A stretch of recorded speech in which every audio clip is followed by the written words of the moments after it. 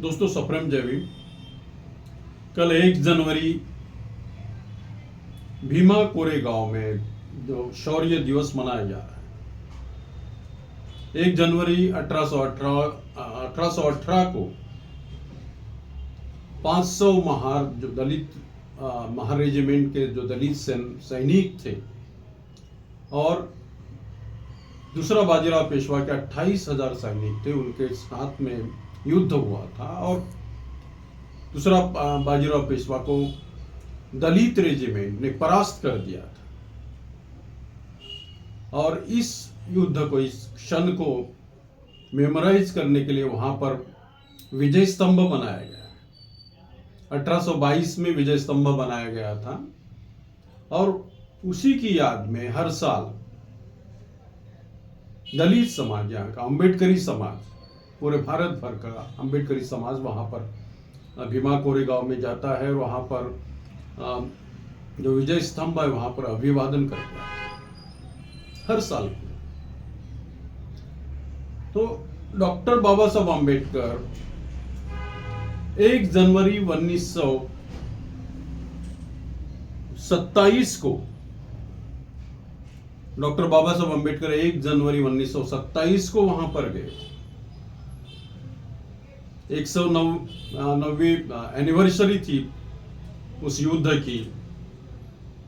उस उपलक्ष्य में डॉक्टर बाबा साहब अम्बेडकर वहां पर गए। वहां पर उन्होंने विजय स्तंभ को अभिवादन किया।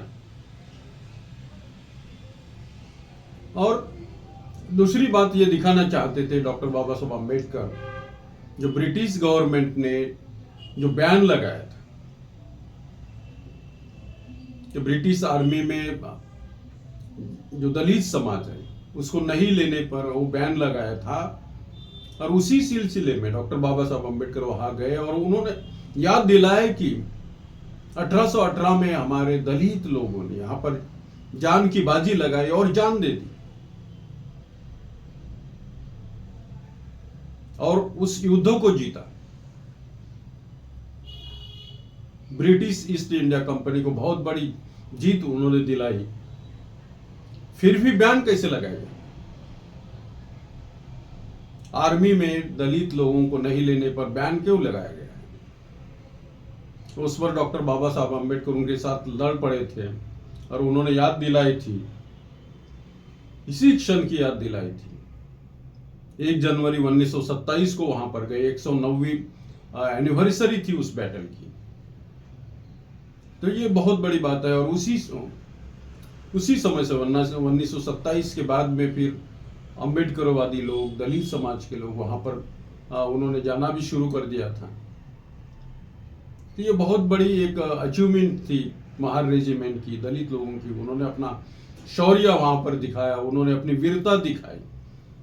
केवल 500 लोग थे दलित समाज के जो 28,000 लोगों के साथ लड़े और उन्होंने जीत हासिल कर ली थी। और इसी के उपलक्ष्य में वहां एक विजय स्तंभ बनाया गया है, जिसे अभिवादन करने के लिए लाखों लोग हर साल वहां पर जाते हैं।